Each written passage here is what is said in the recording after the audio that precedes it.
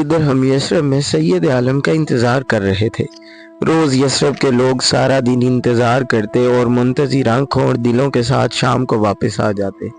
پھر ایک دن اچانک نصف دن گزرنے کے بعد ایک شور و غل سنائی دیا۔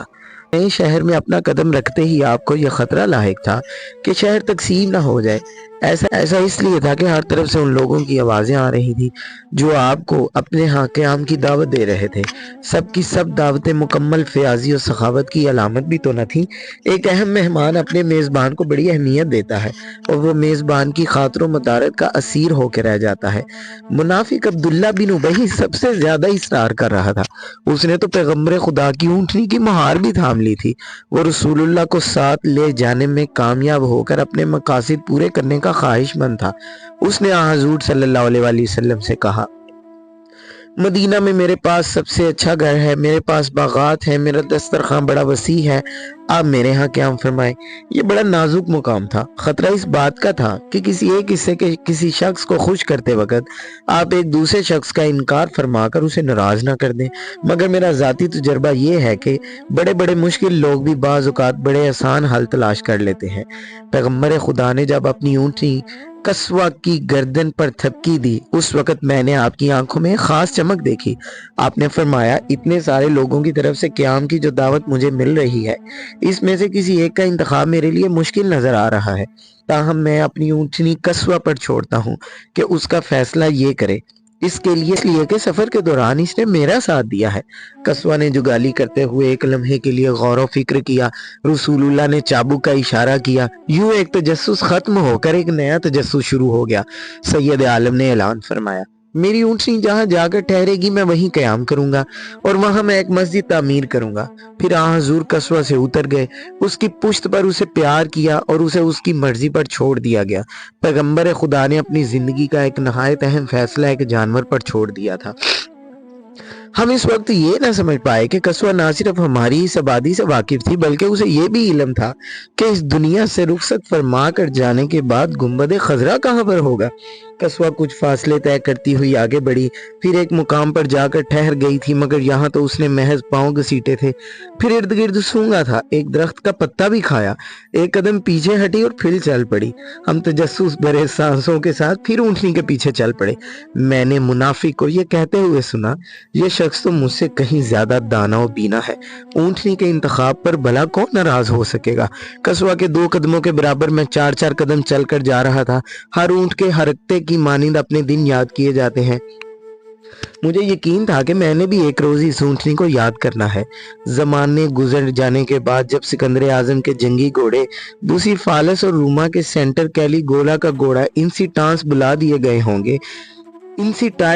دیے گئے ہوں گے، قصوہ محمد صلی اللہ علیہ وآلہ وسلم کی اونٹنی جس پر حضور نے ہجرت فرمائی لوگوں کو ضرور یاد ہوگی۔ اس اونٹنی کا رنگ سفید تھا، نتھے چھدے ہوئے تھے، اس کی نظر بڑی فلسفیانہ تھی۔ وہ بلا شبہ نادر اونٹنی تھی، مگر ہر حسین و جمیل اور جامع شے میں کوئی نہ کوئی کمی تو رہ جاتی ہے۔ قصوہ کا یہ نقص تھا کہ اس کے بائیں کان پر تھا۔ جب یہ جوان تھی تو اونٹوں کی ایک لڑائی میں کسی اونٹ نے اس کا یہ کان چبا لیا، ورنہ اس کا باقی جسم بے عیب تھا۔ پھر اچانک ہی قصوہ نے جگہ کا انتخاب کر لیا تھا۔ یہ ایک مختصر سا کھیت تھا جس میں 5 درخت تھے، مگر اس نے ابھی تک اپنے پٹارا میں سے جادو کے سارے کھیل باہر نہیں نکالے تھے اور نہ کوئی ڈرامائی کام دکھایا تھا۔ ابھی تو اس کے پاس مزید کچھ موجود تھا۔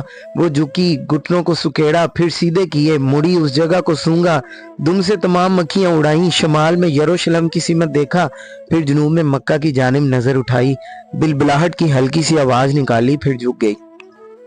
اس نے اس بار دم سے زمین پر اپنا جسم رکھ دیا۔ اب اس نے اپنی گردن پھیلائی اور ٹھوری زمین پر رکھ دی۔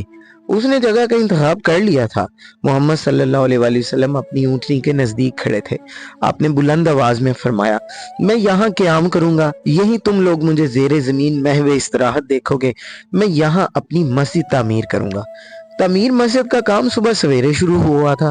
محمد صلی اللہ علیہ وسلم اپنے نیزے کی نوک سے مسجد کی پہلی لکیر زمین پر کھینچ رہے تھے۔ کھجور کے 5 درختوں کے درمیان تعمیر کا کام شروع ہو گیا۔ ان درختوں کو قدرت نے اس خوبصورتی سے اگایا تھا کہ جیسے یہی اس مسجد کے ستون بننے والے تھے، اور بے شک اللہ نے اونٹنی کی رہنمائی فرمائی تھی کہ وہ اس مقام پر آ کر رکے۔ سید عالم اینٹیں اٹھا کر سیڑھی پر چڑھ رہے تھے۔ ہم ایک تھکا دینے والے سفر سے ابھی وہاں پہنچے ہی تھے، اور ہو سکتا تھا 1 ہفتے تک تو لوگ سفر کی تھکاوٹ اتارتے رہیں، مگر حضور ایک لمحہ کے لیے بھی بیٹھ رہنا پسند نہیں فرمایا۔ آپ جس طرح مڑتے، نوجوان لڑکے ہاتھ بٹانے کو تیار ملتے، اس سے کام خراب بھی ہو جاتا تھا۔ میں نے ایک بار کوشش بھی کی کہ بچے ہمارے کام میں مداخلت نہ کریں، مگر رسول اللہ نے از راہ مزاح مجھ سے مخاطب ہو کر فرمایا، اس غریب بلال کی مدد کرو۔ مجھے ایک درخت پر چڑھ کر شہد کی مکھیوں کو اڑانا تھا۔ حضور نیچے کھڑے تبسم فرما رہے تھے اور چہرے سے پسینہ پونچھ رہے تھے۔ پھر آپ نے ایک بچے کو اٹھا لیا، ایک آدھی اینٹ اس کے ننھے ہاتھوں میں تھمائی اور اس دیوار کے برابر اونچا کر کے اینٹ وہاں رکھ دینے میں اس کی مدد کی۔ پھر فرمایا، تم اب یہ کہہ سکتے ہو کہ اس مسجد کی تعمیر میں تم نے بھی میری مدد کی تھی۔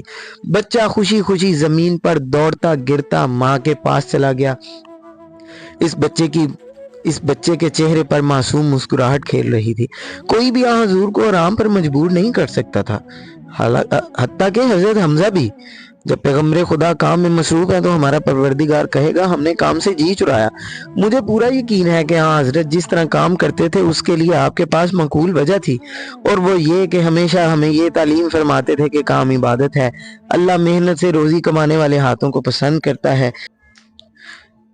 آپ ہمیں منع فرماتے تھے کہ جانوروں پر زیادہ سامان مت لادا کرو، ایک گدھے پر 2 افراد سوار نہ ہو، نہ ہی کسی اونٹ کی طاقت کا غلط اندازہ لگا کر بوجھ سے اس کی پیٹھ توڑ دی جائے۔ ظلم کو حضور نے ہمیشہ ناپسندگی کی نظر سے دیکھا، اور جو انسان بلا وجہ کسی جانور کو تکلیف پہنچاتا، آپ اس سے بھی ملامت کیا کرتے۔